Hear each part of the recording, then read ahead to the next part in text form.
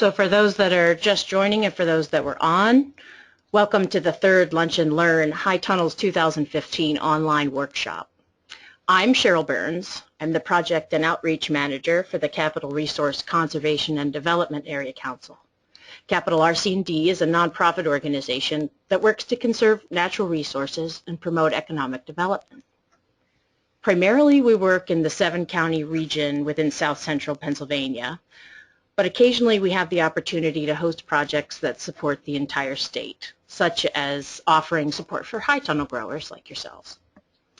The Lunch and Learn series is a component of Capital RC&D's High Tunnel Support Program that's funded through partnership with the USDA-Natural Resources Conservation Service in Pennsylvania and in collaboration with professionals who have been very generous with their time and talent in agreeing to present through this series.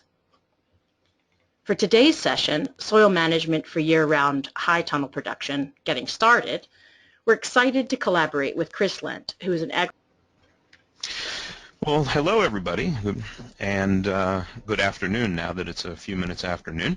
And as Cheryl said, I'm Chris Lent. I'm an agricultural specialist with NCAT, the National Center for Appropriate Technology, and I'm happy to be here with you today to talk about soil management in year-round high tunnel production. And we're going to focus today, as the title suggests, on just the beginning part, maybe the first year, getting into the first year of soil management and first year of production. I just want to take a minute for those who don't know about our organization. I want to take some time and introduce NCAT to folks. I'm trying to advance the slide now. Let's see here.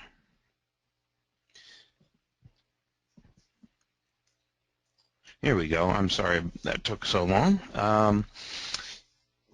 NCAT is an organization that's been around since the late 70s to help people with their, during the first energy crisis is when it was formed, try to help people with small-scale sustainable solutions on a kind of a local level. And they continue to do that even to this day. That's one half of the operation. The other half is what most people know us through, and it's the ATRA program, or most farmers know us through the ATRA program, which is a National Sustainable Agriculture Education Service that that NCAT administers. We provide technical support for sustainable agriculture and farm energy issues. And we do that in a couple different ways. This is a screenshot here of our, the front screenshot of our website. It's a great website. You can see over on the left-hand side of the screenshot all of the different categories: beginning farmer, livestock and pasture, local food systems, organic farming. So under each of those categories we have webinars, articles, publications that relate to those issues. So if any of that interests you, that's online and free to access at our website. We also have this toll-free 800 number that folks can call to talk to agricultural specialists about any issues or questions that they might have. So you can take advantage of that as well. And we also offer, we have over 400 publications on these subjects that we're always updating and adding to that list. In addition to those ways of fulfilling our mission, we also do workshops and conferences and webinars like today's that I'm talking to you through. A little about myself, so you know who's talking. I had a certified organic vegetable operation up here in northeastern Pennsylvania for 10 years called Lentz Organics, where we did direct marketing at farmers markets and some marketing to restaurants. We also had a small 50-member CSA that we marketed through. After that, as part of that, I did offer winter shares for part of that time to my members and raised produce in high tunnels for that. After that, I got into working for an energy company with wind and solar design and energy efficiency work, and I kind of combined those two things to come to NCAT. So I also work on farm energy issues as well as soil management and urban growing issues here at NCAT. So to get into the talk here today, why is it important to focus on soil health and soil management and water management inside of these high tunnel structures? It's kind of crucial for a couple of reasons. Crop quality can be increased, of course, if the soil quality is at its optimum, and production amounts can be increased.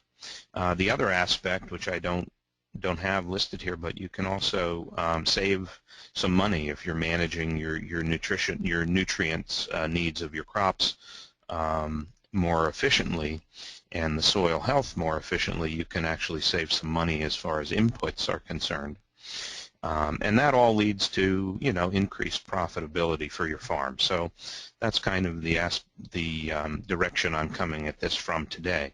So the goals would be like a big shot, a big long view goal would be developing a plan to address your fertility issues inside the high tunnel, controlling the water or irrigation systems in the tunnel, and doing those things while increasing the soil health. And so that's kind of the long-term goal to keep in mind as we go through the rest of the talk here today. Growing inside these tunnels, these structures, is kind of a combination of a few different growing systems. You're controlling all of the water and other inputs that go into the system just like you would be in a greenhouse production system, but the plants are still in the ground like they would be in a field production.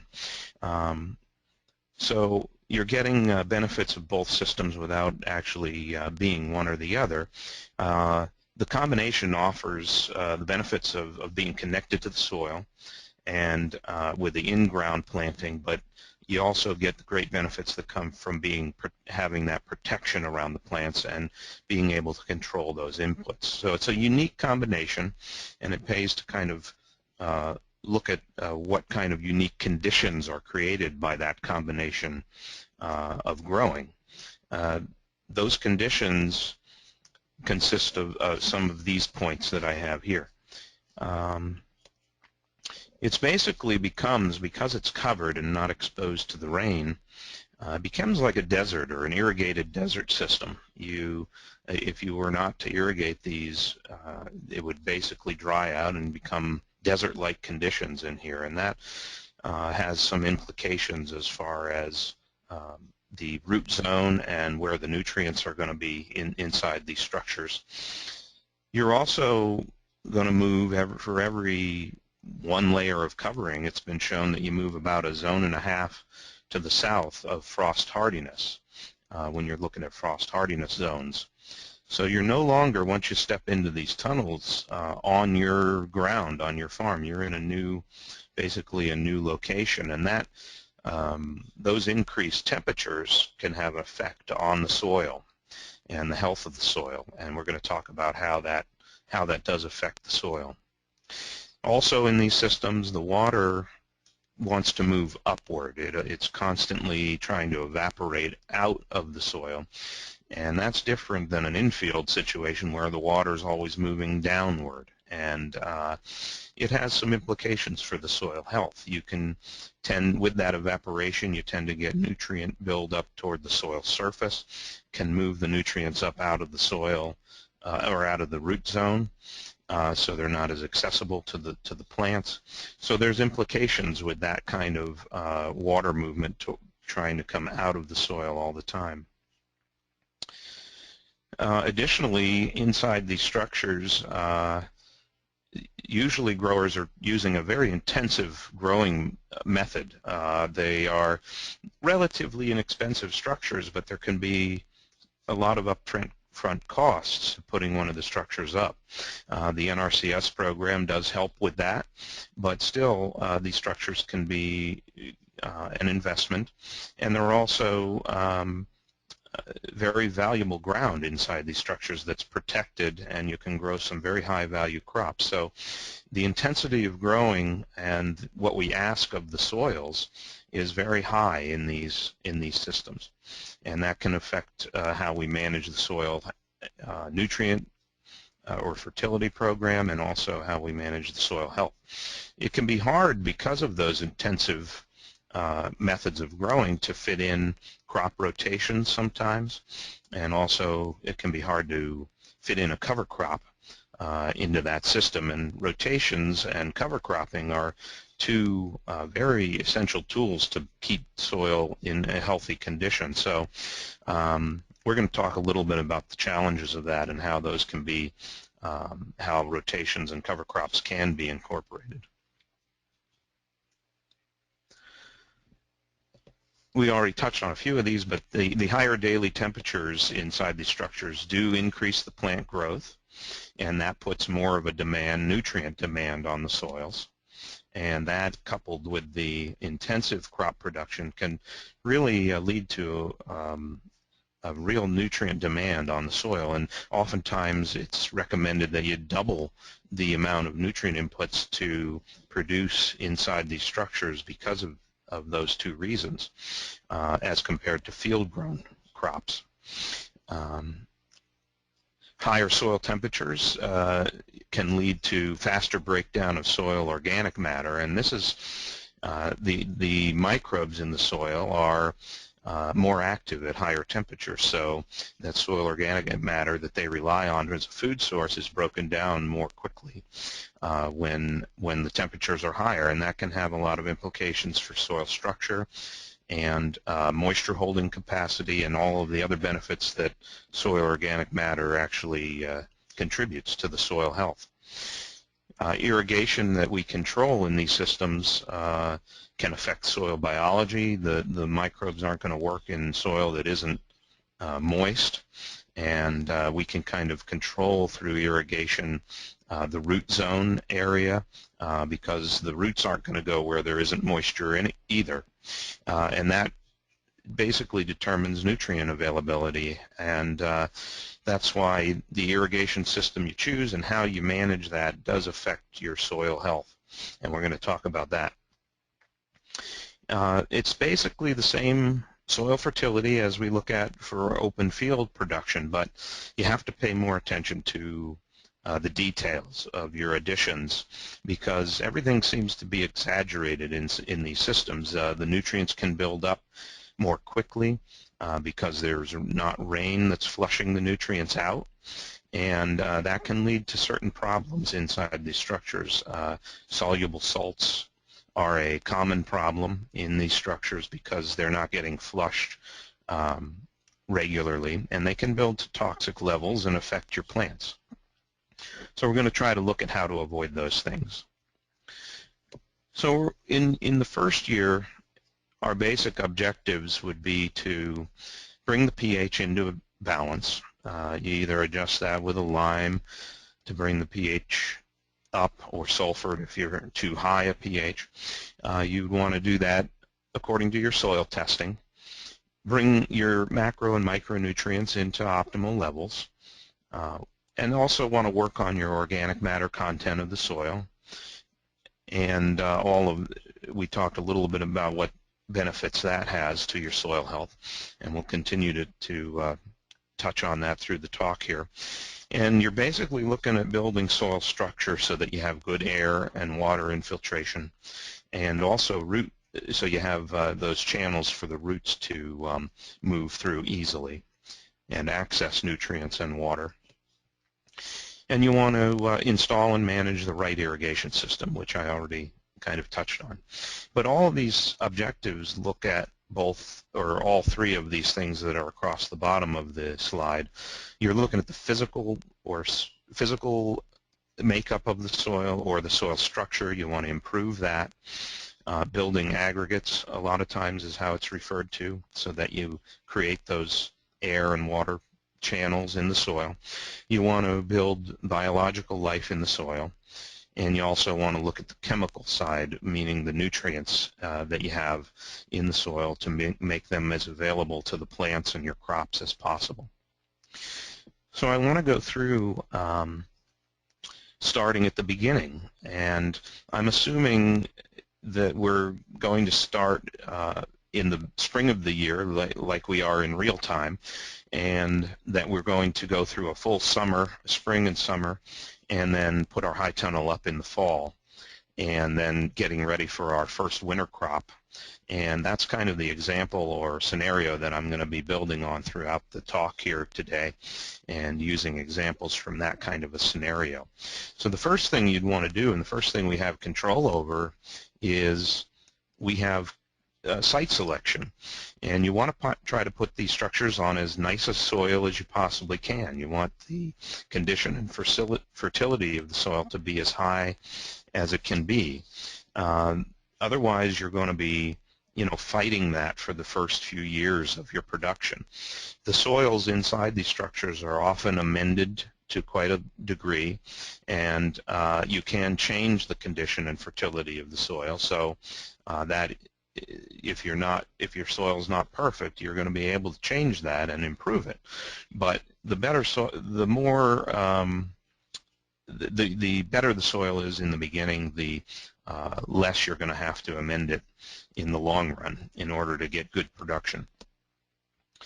Accessibility becomes actually a soil management issue, because there are many things that need to happen with the soil, as far as bed prep and irrigation, soil amendments that have to be added in a timely manner. And the more accessible the structure is, the more those things are going to get done in a timely manner. It also is just a good overall management strategy to have these high tunnels in a place where you can access them very easily, and where everything is going to be done in a timely manner, because you have a lot of management going on inside these structures, and you want them close at hand.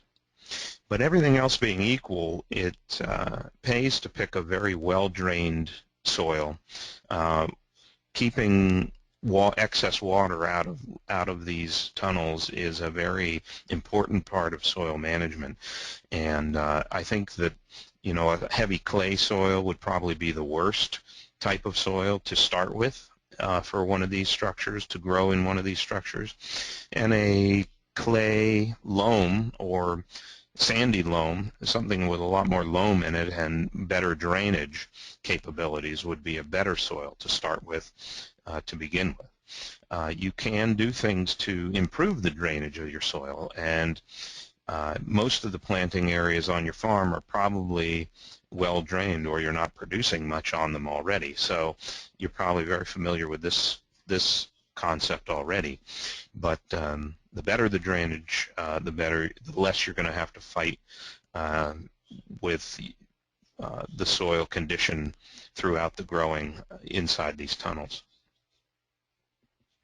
The reason this can be such an issue is, even with 1 inch of rainfall on a tunnel that's about 30 by 98 feet long, which is a common commercial size for these high tunnels now, can add up to about close to 2,000 gallons of water running off of these structures. So it becomes a very important part of siting these and preparing the ground. You have to prepare, if you can see my cursor here in this picture, this is Anthill Farm in northeastern PA, where they've put up 2 ledgewood tunnels recently, and he's created a swale here in between the 2 tunnels where the water can run away from the tunnels. There's a slight uphill angle to the base of the tunnel. It's hard to see with the thick grass, but that actually creates a situation where the water can run into the swale and away from these tunnels. With 2 tunnels, he's dealing with 4,000 gallons of water every time he gets a 1 inch rain event. So it becomes important to create to excavate these areas where the tunnels are going to be before you install them, in order to keep the water running away from the tunnels and not through the tunnels. Here's an outside picture of that. You can see a slight uphill incline. The soil from out here was taken and thrown to the inside of the tunnel to create this little bit of a higher plateau, and that's kind of the effect you want to get when you prepare the area for these tunnels. It should be sitting a little bit higher than the ground around it, so that water can run away from the tunnel and not through the tunnel. Water running through these tunnels will, waterlog the soil, create very bad growing conditions, and also can be an energy efficiency thing in the wintertime. Running water near the soil surface through these tunnels will pull excess heat out of the tunnels. It'll be harder to keep higher average daily temperatures if you're doing winter production.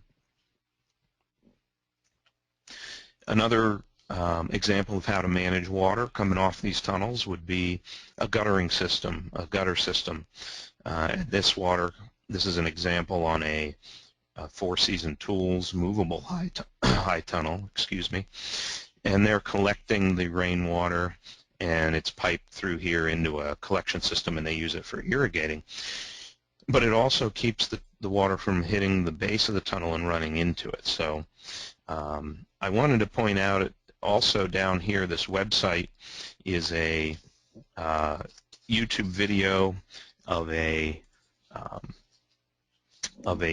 do-it-yourself gutter system that you can install on any high tunnel. It was produced by the Iowa State University. It also is accompanied with a 7-page bulletin on how to do that. But I learned visually, so I went right to the YouTube video, and it's a very well-produced video. It shows you how to install these guttering systems on a high tunnel and a collection system to use for irrigation inside the tunnel. So that's a good resource to check out. So if you do have some water concerns, this is a good method here on the upper left to put a French drain around the entire tunnel to move water away from the tunnel and to open ground instead of it having to run into the tunnel. You've got to get the big equipment out sometimes to prepare the area for installation.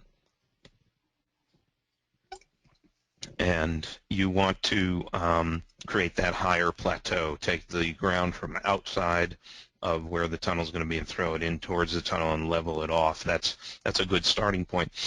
The excavation is a cost that you might have to include in your thinking and planning for one of these, but having a very good plan on exactly where you want the tunnel and have it laid out very well can make hiring an excavator very efficient, or the most efficient it can be, and it might save you some money if you have it well planned out.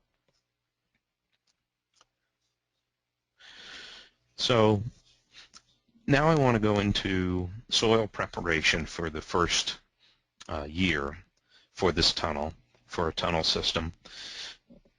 And in this scenario, I'm thinking that you have a spring and a summer, and this is ideal, and this is an ideal situation, but if you can have the spring and summer to prepare the soil before you go ahead and set the tunnel up, it's going to offer you a lot of benefits for bringing your soil into a real fertile place, and it's going to grow better vegetables in your first season. It'll give you the opportunity to cover crop, and it'll give you the opportunity to do soil testing. And that's where you want to start. You want to do, if it's sod, you're going to probably have to do a pretty deep primary tillage.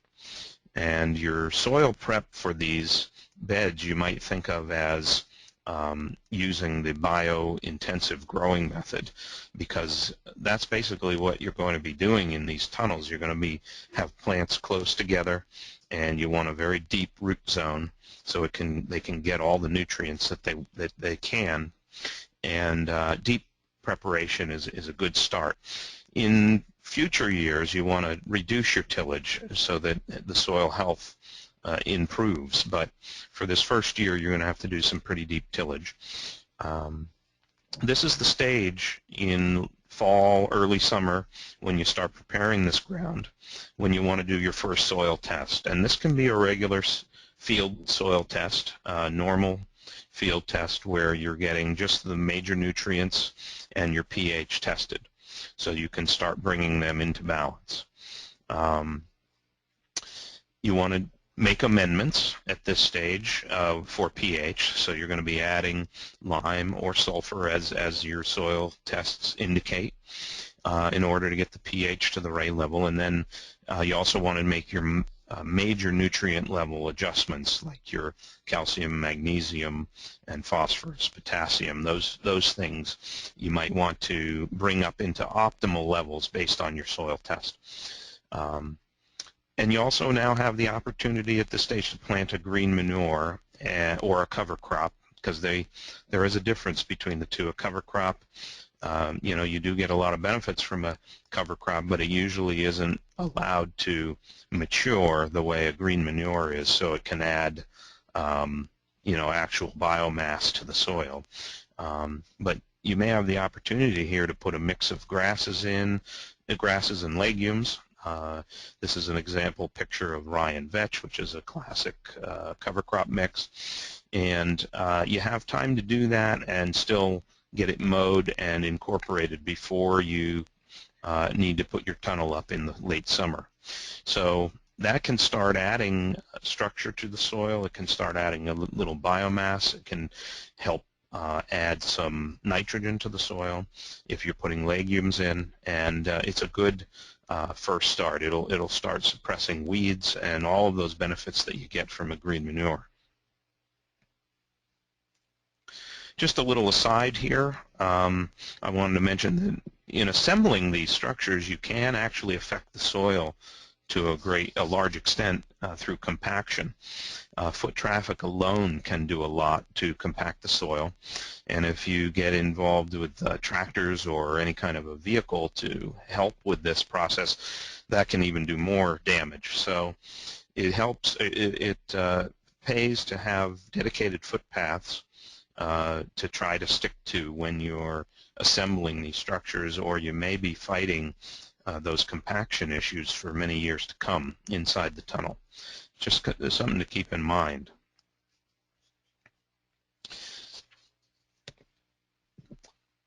So in our first year scenario here, if we've gone through the summer and grown a cover crop and now have incorporated it in late summer, early fall, as in this upper left-hand picture, and are starting to assemble our tunnel,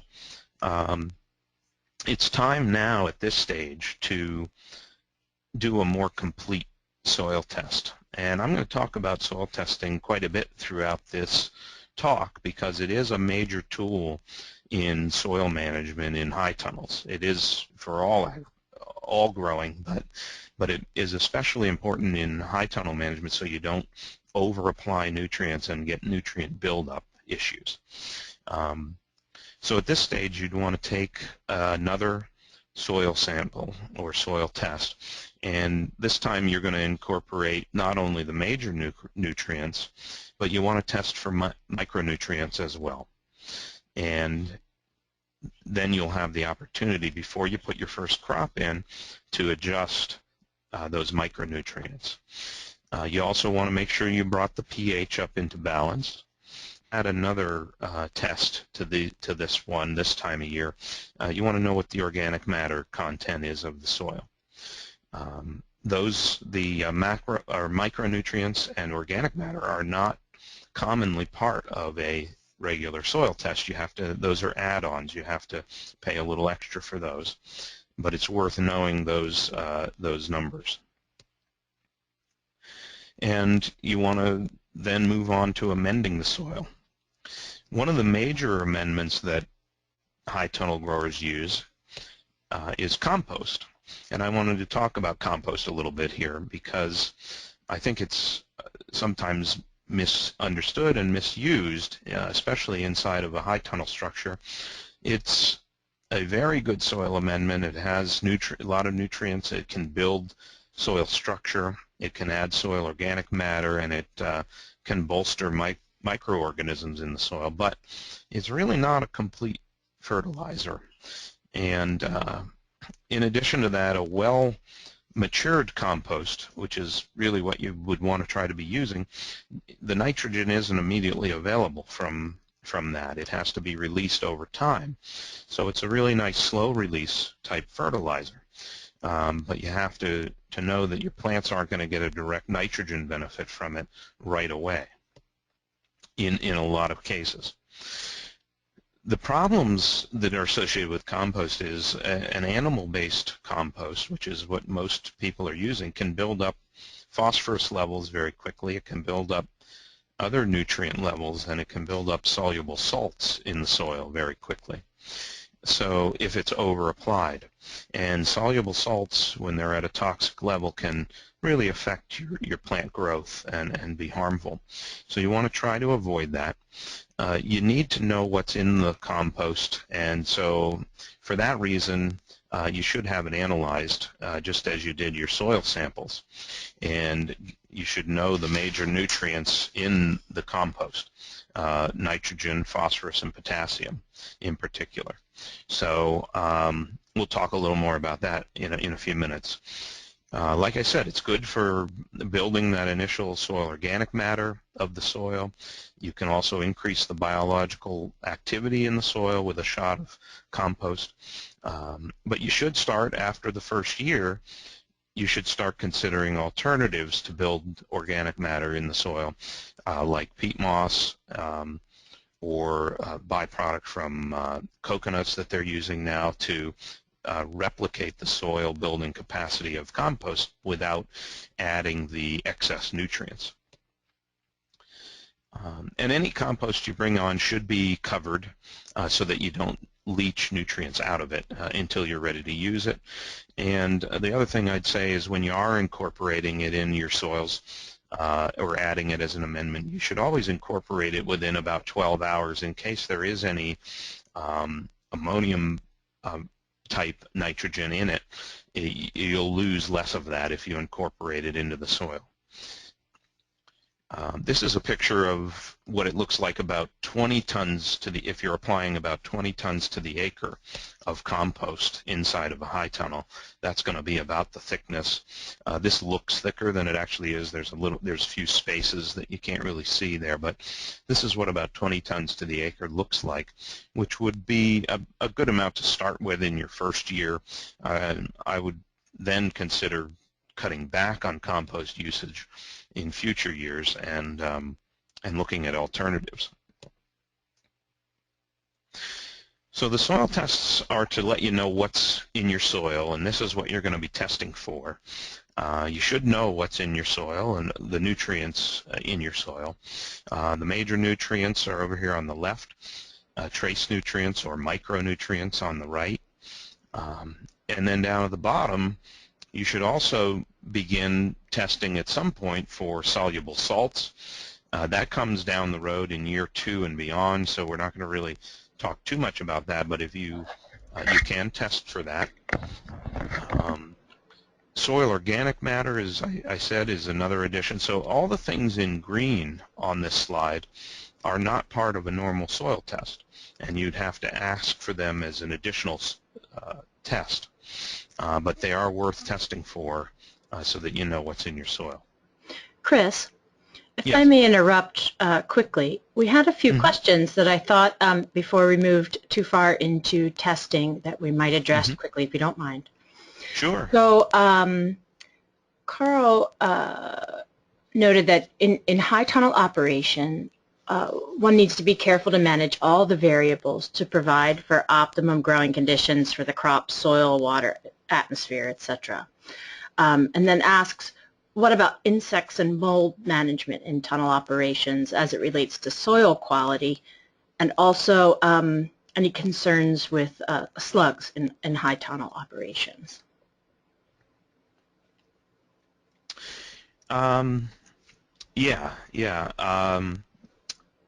It is an integrated system, and diseases and insects, I think disease and insect problems can be pretty easily tied to some soil conditions.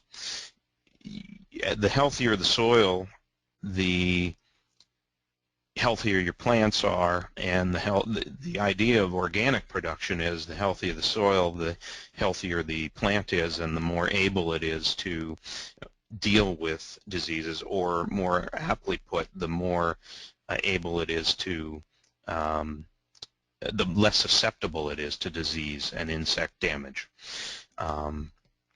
So it is an integrated system. I'm focusing on soil health and how to manage soil health in this one, in this talk today, but insect and disease control is definitely managed through soil management and through water management in a high tunnel system. You can help disease and pest problems inside these structures by managing your soils very well, keeping things in balance, and keeping your water and irrigation in balance by not overwatering, adding excess moisture to the system. Ventilation becomes extremely important when you're talking about disease control inside these structures, and so I'm actually working on a project to help ventilate these systems without losing the temperature gains that you get in these systems. But so yeah, that is very important. As far as slugs, they can be a problem inside these growing systems, just as they are in field production. When you start using mulches, they can become even more of a problem. And soil management is helped a lot of times in these structures, as I'm going to mention later in the talk, by using mulch, but that can lead to slug problems in some cases. So yeah, that is a concern. And then we had one other question from Laura. What's your opinion of using mushroom soil as a compost choice? Well, the mushroom soil, I think the majority of it is a horse manure type compost. I think it's based in a horse manure originally, and any animal-based composts can build soluble salts in your soils. So I would have it tested to know what's in it. First of all, to know the nutrient content, and then I would have the soluble salts tested in that as well to make sure you're not adding excessive amounts of those to the soil. So I think it can be a good amendment, but you just have to be careful that you're not adding too much of a good thing. Great. And I think that's all for now, so thank you. Okay. Nitrogen on this slide, I'll just say one more thing about nitrogen. In an open field test, nitrogen is not usually included because it's so mobile in the soil that it's just assumed that there won't be any nitrogen there by the time the crop goes in. So, but inside a tunnel structure, nutrients aren't going to move as much because you don't have that rain flushing the nutrients out. So nitrogen becomes something to start testing and look at very closely so you're not over applying it in these structures. I just want to make a few statements on soil testing. Pick a lab that you're comfortable with. You want to talk to them ahead of time to make sure you're comfortable with their systems and their explanation of their soil tests so that you can get good recommendations from them on how to amend your soils. And you want to do it annually in high tunnel production. The fall of the year, where we're at in our scenario right now, like late summer or fall before your winter crop goes in, it might be a good time. Soils might be a little drier then, and you want to keep that consistent time of the year so you get consistent results. And you want to sample consistently. Using the same person, I might add, is a good idea. On most farms, the same person should do this job each year if that's possible, so you get consistency. And you want to get a full analysis like I was just talking about, and use the experts when you get your tests back. Call the testing lab and talk to them about the results. Use their recommendations. Use extension and your extension agent to figure out what amendments to use based on the soil sample. You can call ATRA, you can talk to us at ATRA. We have soil experts that can interpret your soil test results. So use the experts, and I just wanted to point out this resource that we have on our ATRA website, Alternative Soil Testing Laboratories database. which is a map that you can click on any state, and it'll give you a listing of laboratories that test for things beyond your regular soil testing. So they include microbial life of the soil, organic matter of the soil. A lot of labs are moving this way now, but this might be a good starting point for you to look for labs that you might want to work with. And I don't want to insult anybody's intelligence about showing you how to take a soil test, and also instructions would come with your soil test. But there are some methodologies to follow when taking a sample. You want to take multiple samples throughout a high tunnel structure. 10 to 12 samples isn't too many. And then you'll combine them for one test. You want to go about 8 to 10 inches deep. You can go a little deeper than that, even if you want to get to the full root zone. So, some farmers go down as far as 12 inches or more, depending on how loose and deep your soils are. And you want to use a non-reactive tool, so no galvanized steel tools or copper tools to do this job that might taint the sample. And then you'll dry those samples and mix them together. And then take your 1 or 2 cup sample, whatever your lab recommends, and send that off to the lab. So that's just a few things to keep in mind. So once you know what's in your soil and the nutrients that you're going to need for your soil, you also need to know what your crop needs are going to be to produce a good crop. And there are agronomy guides out there to help you in this matter. New England Vegetable Management Guide is a good online agronomy guide that will give you recommendations for the amount of nutrients a certain crop is going to need.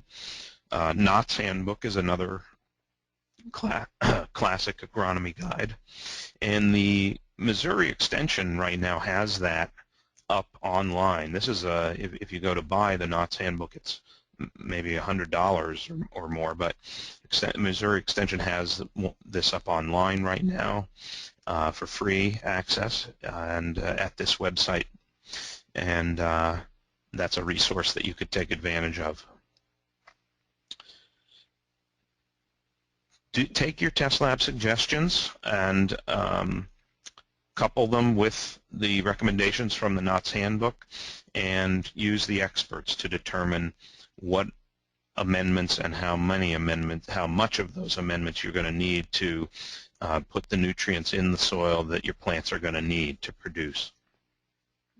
There's a lot of information out there on crop production for summer growing crops like tomatoes and peppers and so forth, as far as how many tons per acre you're going to get if you put so many nutrients in the soil. But there's not as much information out there right now as far as winter production crops and that information. So the Arnolds up in New York are trying to get that information out. They've been keeping records on their nutrient management and crop production for many years, and they want to try to get that information out. So we may have better relationship information there in the near future as far as how much spinach, for instance, you're going to get per acre based on the nutrient inputs you put in. So I want to take you through an example fertility plan here for your first year of growing. So we've got the second soil sample, and we've got recommendations now. We know what's in our soil. We know what our crop needs are in order to grow well, based on the recommendations from the soil sample and the agronomy guides. And I used spinach as our first crop here for the fall into the winter, and then tomatoes for our first year summer production next early summer.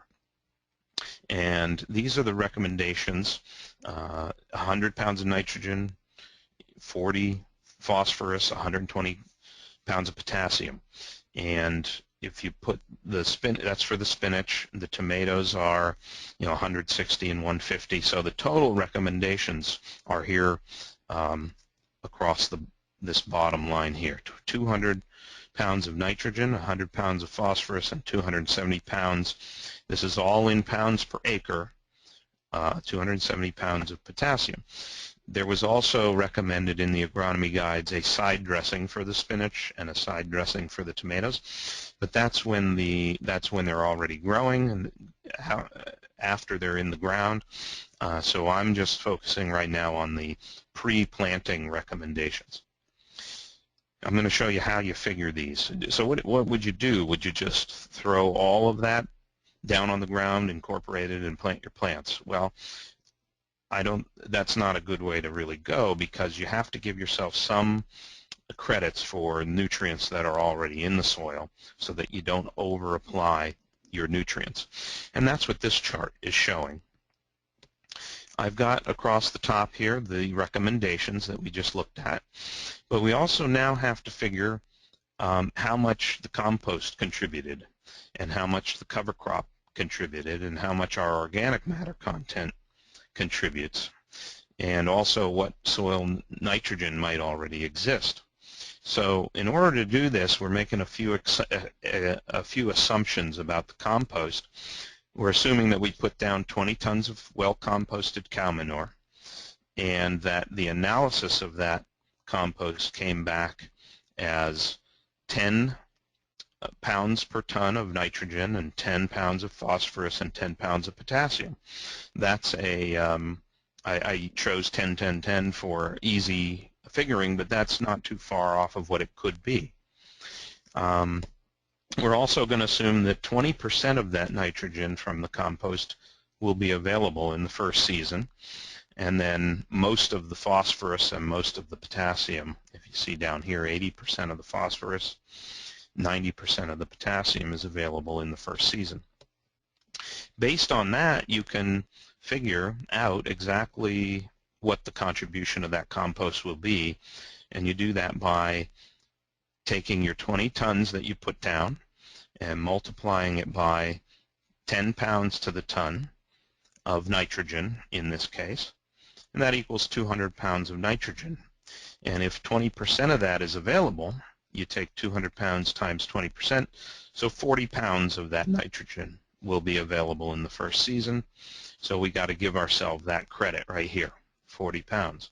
Do the same thing for phosphorus and the same thing for potassium for the compost. Now, in addition to that, if you did manage to get a cover crop in, you can see here that I'm basing this 40 pounds of nitrogen from a cover crop on getting a fairly decent stand of clover in for that first summer, and then getting it incorporated a few weeks before we're building our high tunnel and planting our first crop.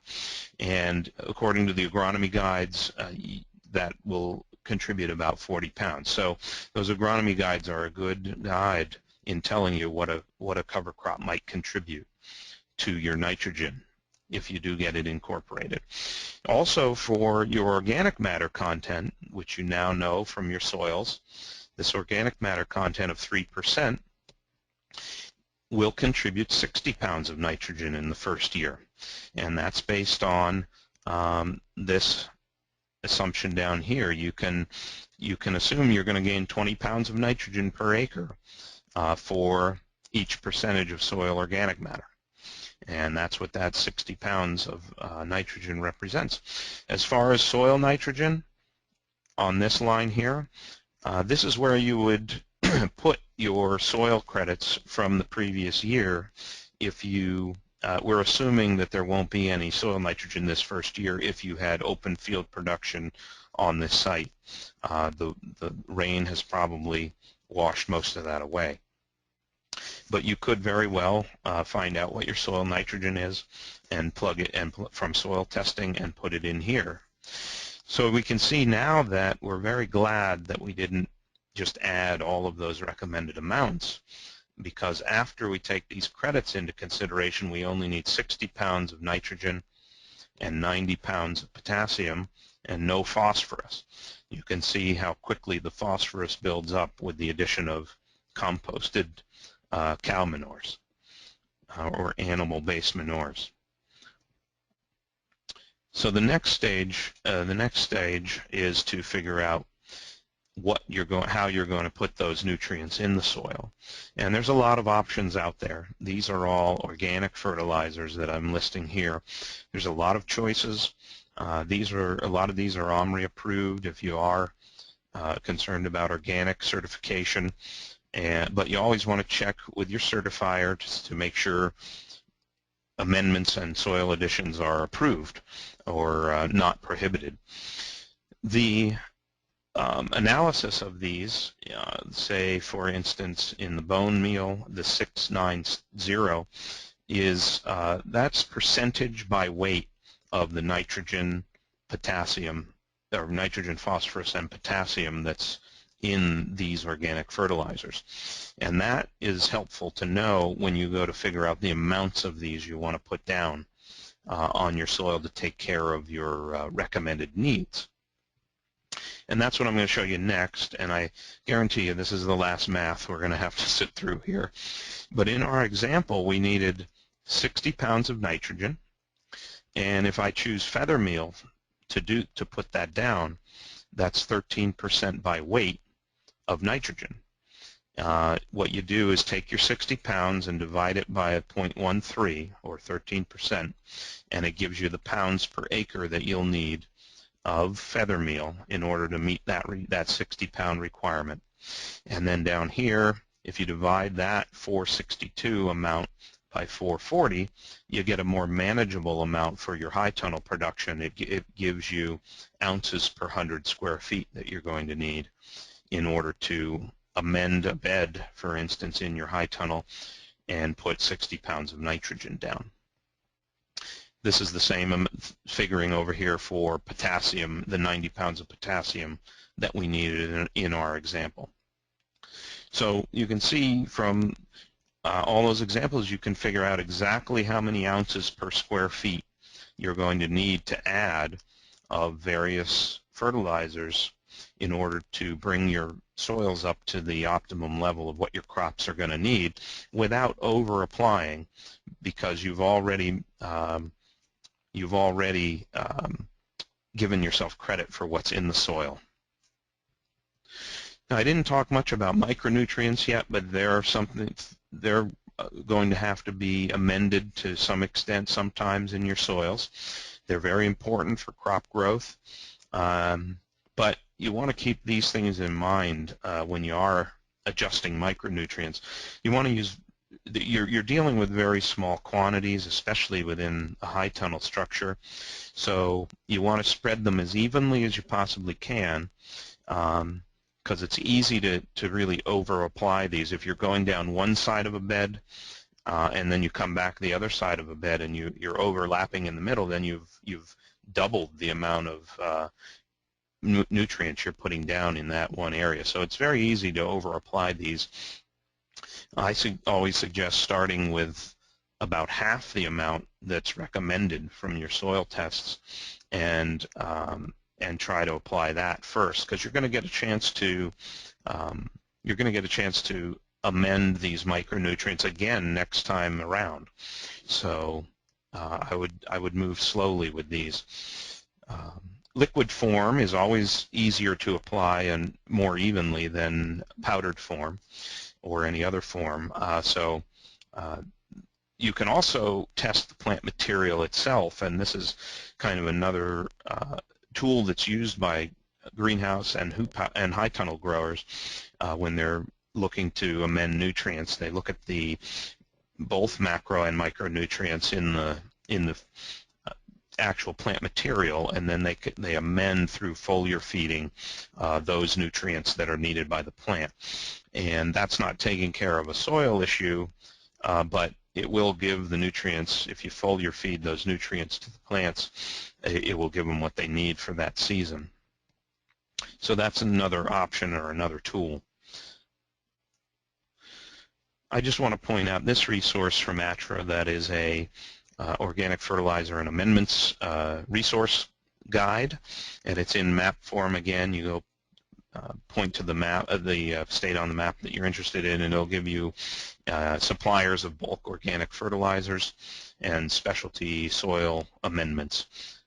from those suppliers. So it's another resource for you to start looking for these amendments. A few conversions that are very handy for these kind of soil amendments. We went through the second one already we used in our example. We went from pounds per acre to ounces per 100 square feet by dividing by 440. But the first one is a very similar one. It takes pounds per acre and turns it into ounces per 100 linear foot of row. And this is very good for figuring out side dressing amounts that you're going to side dress in the actual row. That can also be done through fertigation down the road. But if you are applying a side dress, that's a very handy conversion. And those two at the bottom, the parts per million to pounds and pounds to parts per million, they can come in handy because different soil tests will give you your nutrients in different readings. Some of them are in pounds per acre, some of them in parts per million. So if you're doing a comparison, sometimes those conversions are handy. So I just want to move to water analysis and talk about that for a minute. Not a lot of growers do this, and when we talk of water analysis, everybody thinks of food safety now, but it's also really important for your irrigation water in terms of what minerals and nutrients are in there and what the alkalinity of that water is, so you're not changing the substance of your soil very much by adding so much water. Because you do rely on all irrigation inside these growing systems, your water quality can really impact the soil. So it would pay to get a water analysis. You can use the same lab oftentimes that you're using for your soil samples. And every few years, 3 to 4 would be even maybe too many, but at least every 4 to 5 years you might want to see what your water's looking like because it can impact your soil.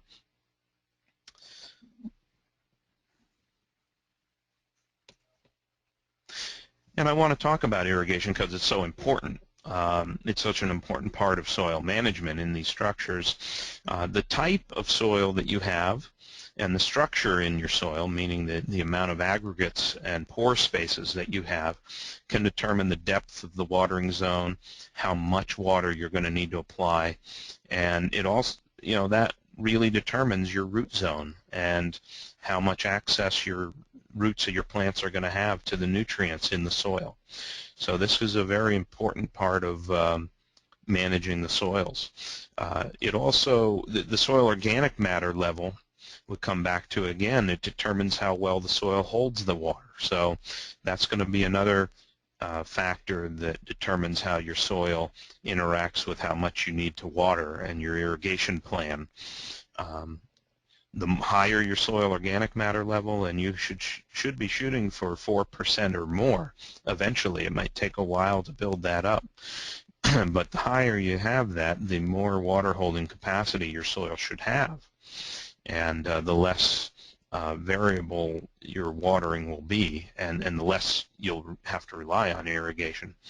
Excessive irrigation can cause leaching of the nutrients down out of the root zone, and that can be detrimental. Your plants won't be able to get them.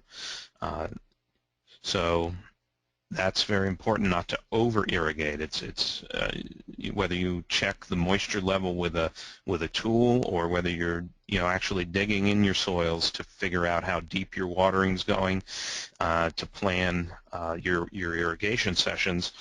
You got to do something to monitor your moisture levels in order to be irrigating in the right fashion. Certain types of soils can tend to dry out and then not rehydrate very well. That's hydrophobic they become, and it pays to have to add small quantities of water from overhead sources of irrigation in order to rehydrate soils like that. Small quantities often is better than large quantities for rehydrating soils that get stubborn like that. So it does pay to have both drip irrigation and overhead irrigation in these systems. You'll need one or the other to manage your irrigation at some point in time in these systems. So ideally you would have both installed and use both. The overhead, of course, is handy for germinating direct seeded crops and so forth, and the drip irrigation is good for disease control because your moisture, your leaves aren't staying moist as long, but or aren't getting moist to begin with. So all those issues do come into play, but it is very worthwhile to have both systems installed. Now, mulch to control soil moisture can be handy, and I touched on this with Carl's question earlier, but what mulch does in a system like this is prevent you from having to, it keeps the moisture in the soil more even for a longer period of time. It reduces the amount of irrigation you have to do, so it lessens your chance of leaching nutrients out of the soil in a downward fashion, but it also prevents the nutrients from evaporating to the surface. When it reduces evaporation in general, and when evaporation occurs in these tunnels, they bring nutrients, the water brings nutrients up to the surface as it evaporates from the surface, and that's not a good situation either, because it's pulling the nutrients out of the root zone. Here's an example of a plastic and organic mulch combination in a high tunnel system of cucumbers.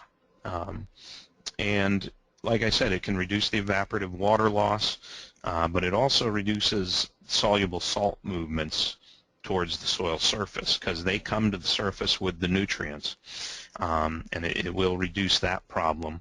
The black plastic can increase microbial life in the soil, microbial activity, because it increases the soil temperature under the black plastic, and at higher temperatures the microbial life is more active, so that can quicken the mineralization of organic nutrients in the soil, or organic matter into nutrients in the soil.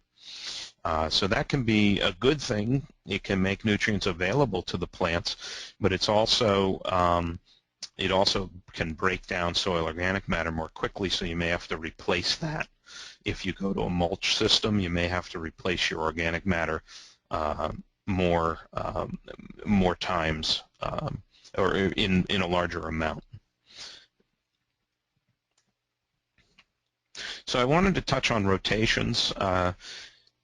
It is a very staple principle of organic systems to rotate your crops for disease and pest cycles, to break up disease and pest cycles, and to create healthy soil conditions. But the challenges are, like I touched on in the beginning, you have limited valuable space inside these tunnels, and you're trying to grow only high-value crops a lot of times because you want the highest return, so that limits your crops that you have to rotate through. Of course, one tunnel is harder than many tunnels, because if you have two or more, you can rotate among tunnels and decrease this problem. Also, movable tunnels can help in this situation because you have more space available to you. But generally the way to think about this may be to think of all the families crop families that you can grow in a high tunnel situation. And most of the time you're going to focus on leafy greens in the winter, and then solanaceous crops in the summer. But you can also add these other two listings here. Brassicas and cucurbits will also be very good winter and summer crops respectively.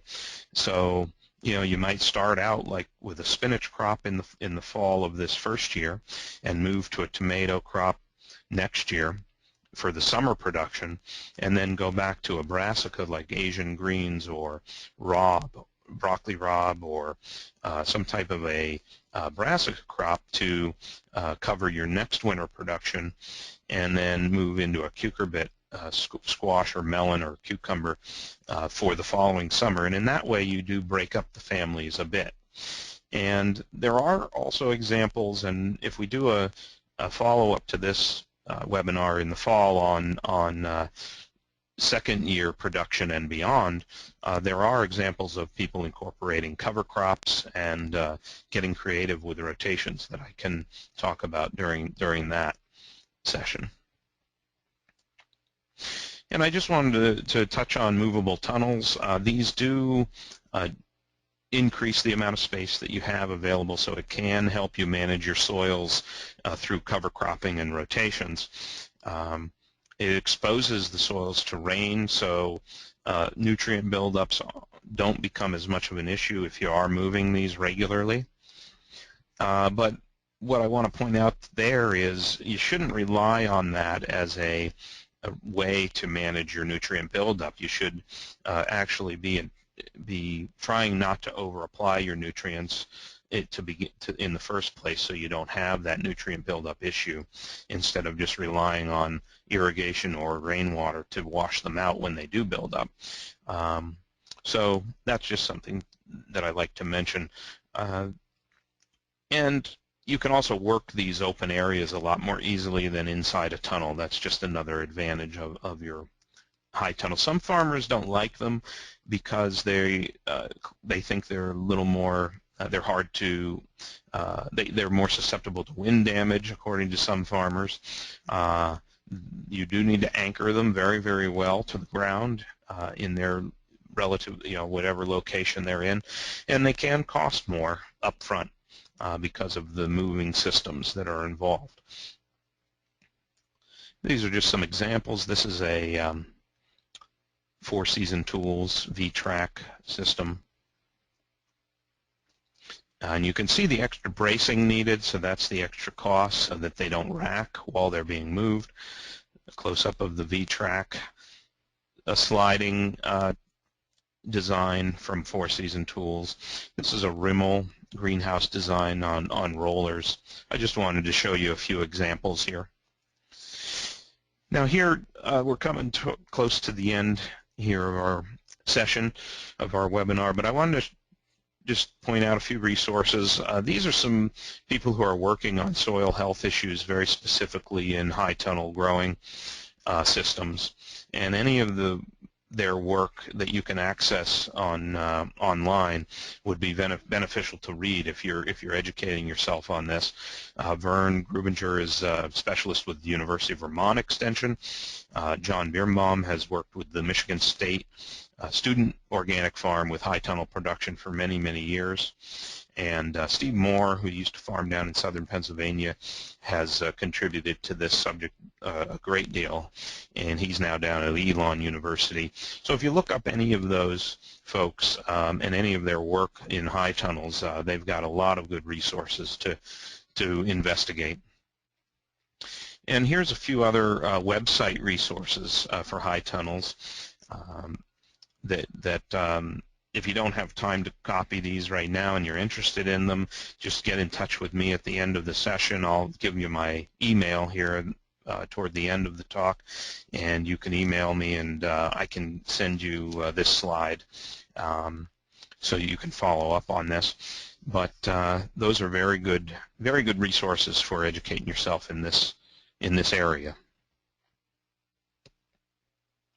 And then you probably know about this since you're at this webinar or listening to this webinar, because we focused on folks who were working with NRCS to obtain a high tunnel or have obtained one through them already. But in case folks don't know about it, the Environmental Qualities Incentive Program or Transition to Organics Program offer through NRCS, they offer financial assistance of up to 2,178 square feet of covered high tunnel space. So you can contact NRCS, Pennsylvania offices of NRCS through this website here to find out more about that program. And of course, Capital RC&D, who have sponsored this webinar today, are great resources for high tunnel. They have a lot of good high tunnel resources on their website too, so check them out as well. And I guess right now I just want to thank you, and thanks for participating. And here's my contact information, and I can take any more questions that have popped up. Great. Chris, thank you so much. Just before we get going here, I just wanted to take a moment to thank you for putting together the presentation and to be willing to share this with everybody that's on today and watching it in the future. So thank you.